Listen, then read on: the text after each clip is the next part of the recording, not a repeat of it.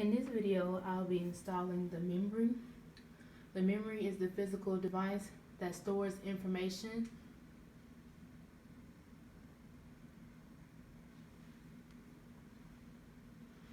on an integrated circuit used by the operating system.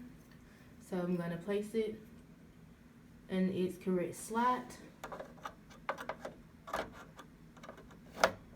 Give it a little push down. It clicks into place and secure it. And that will complete the video for the installation of the memory.